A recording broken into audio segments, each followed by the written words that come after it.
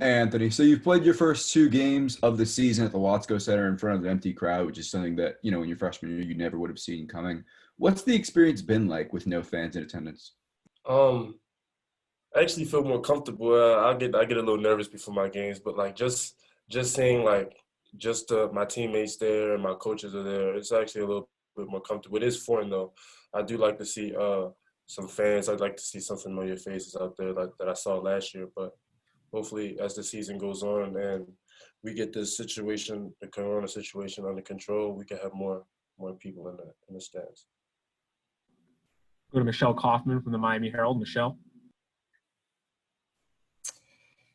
Hey, thanks for doing this, for taking the time. I wanted to ask you if you could just sort of compare. I know it's just been a few games, but this year's team to last year's team. It seems like this team has a lot of balance.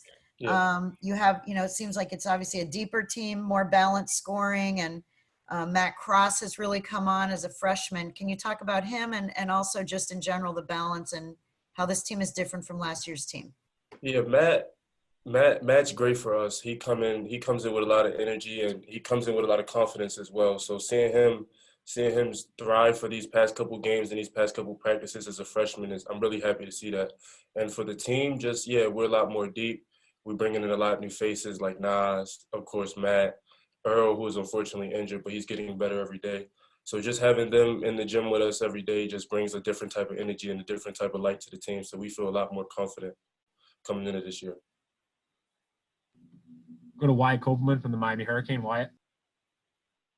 Hey, Anthony, how are you? How satisfied have you been with your increased role this season, especially in how that can potentially translate to ACC play and the team dominating more this year?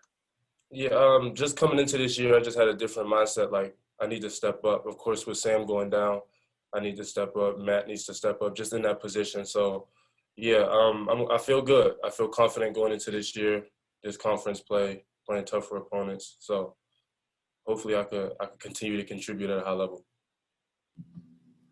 Up next, we have David Feronish from the Sun Sentinel. David. Yeah, actually, I was just about to ask what you just brought up, what your mindset was when Sam went down, and just what you feel you can provide in your game to fill in, and in respect to what you lose with Sam going out, and then also what unique qualities you feel you bring to the lineup when you're in there. Yeah, Sam is a great player, so losing him was tough for us, but me coming in, I feel like I could provide the same things, if not more. And he's not completely gone. He's on the sidelines with us. He's in practice every day. He's mentoring me. So just having him by my side is better than not having him at all. So Go to Christopher Stock from Inside the U. Chris. Anthony, curious about the challenges with Purdue in their front court, particularly, Williams can score, but Zach Edey, when you play a guy of that size, what are the challenges that he presents? Yeah, he's going to be a problem, but we have a game plan to settle that. So we'll be fine. We'll be fine. We know how to contain guys with his size. So I feel like we feel pretty confident going into this game. So we'll be good. Go back to Wyatt Copeland from the Miami Hurricane. Wyatt. Anthony, how would you describe Coach Larinaga's impact on you this season from a mentorship standpoint and just how he's helped you become more acclimated in the team's functioning on the court? Yeah, he's like a father figure to me. Like he really cares about me as a player and he cares about me as a person. So just having him in my ear, like mentoring me, telling me what I'm doing wrong, telling me what I need to do on and off the court is great for me. And it's helped me improve as a player and as a person. So I really appreciate him for that. Hey, Matt, just want to know what it's been like for you just starting off your college career, obviously getting thrown right into the fire as a starter, and what your approach was once Sam Wardenberg went down.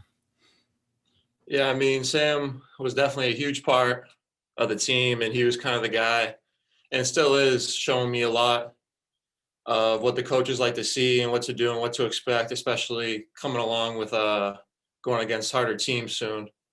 So with that, I mean, after he went down, I knew me and Ant were kind of the guys to be in that spot. And after that, I mean, it's pretty much just been up to the coaches to decide what they like. And fighting for the spot.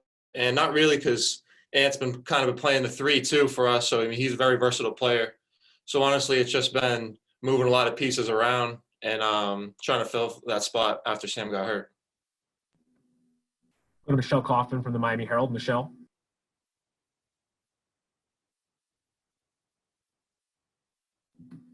Still on mute, Michelle.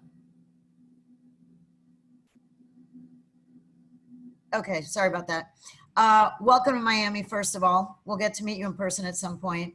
I want to ask you, first of all, why did you choose Miami? You had a lot of options. What was it about this program that brought you here?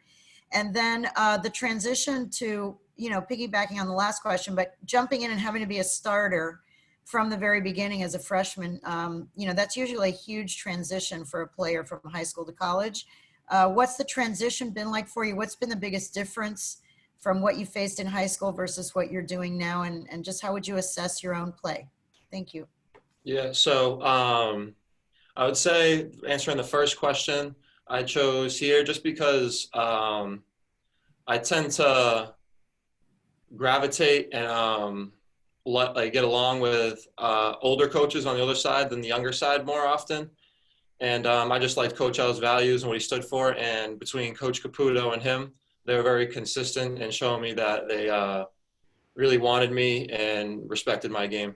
And then with that second question, I would say right away, the biggest difference and the hardest thing to learn is probably all the little things, like where to be when the ball is 2 passes away on defense, like different kinds of screens, knowing personnel, and just kind of more plays. Often in high school, it's kind of just like everybody gets it and goes, and maybe 1 or 2 plays in high school. So it's a lot more to memorize too. Right now, I'm just trying to focus on play without thinking, because I was doing a lot at the beginning when I first got here. Thank you. We'll go now to Cal Friedman from WVUM. Cal. Matt, you've got a huge game coming up against Purdue. How's the prep been going into this game? It's been good. Right now, we've been going over their personnel yesterday and kind of what we need to do against them, because they're a very big team, and how we're going to defend them, along with the change in, not big change for a lot of the older guys because they've been going through it, but for me, the past 2 teams and the first 2 teams I played against are zone. So this will be the first team that we think will be going man-to-man, and as we are too. So it'll be a full man-to-man game. So just knowing personnel again and how to prep for each player, because it could be switching on to anybody. Like me and Ant especially could be switching on to a 5, to a 1. We tend to guard a lot of different players. So just knowing personnel, so every switch I know what their weakness and what their strength is. Up next, we have Barry Jackson from the Miami Herald. Barry, go ahead. Hi, Matt. Coach Ellis said good-naturedly that you're our Duncan Robinson of the Heat. Are you familiar much with Duncan? Have you guys ever met? And are there any NBA shooters that you've sort of tried to take things from their game or admired growing up?